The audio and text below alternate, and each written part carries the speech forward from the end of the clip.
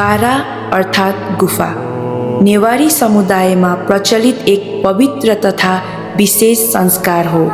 गुफा राख्दाको एकमात्र डरलाग्दो कुरा भनौँ जहाँ बालिकाको मृत्यु हुँदा बारसी हुन जान्छ हो र आज हामी यस्तै एक किशोरी बालिका कसरी बाराबाट बारसी हुन पुगिन् भन्ने पौराणिक कथालाई यहाँको सामु प्रस्तुत गर्न गइरहेको छौँ।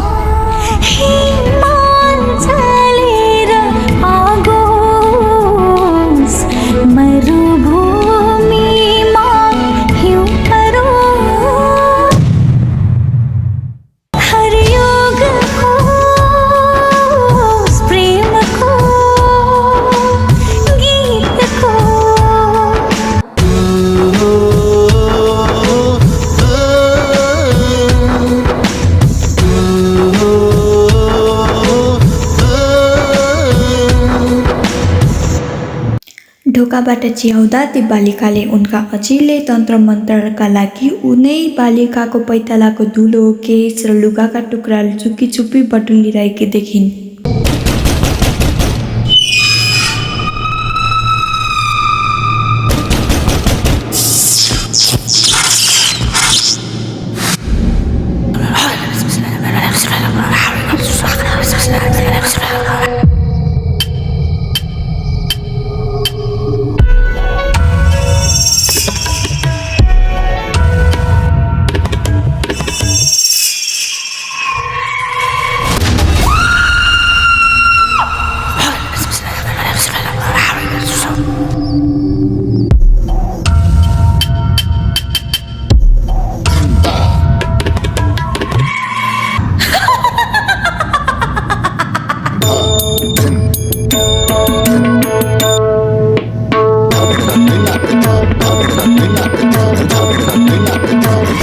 उनकी अजीसँग एक पुतली गुडिया थियो।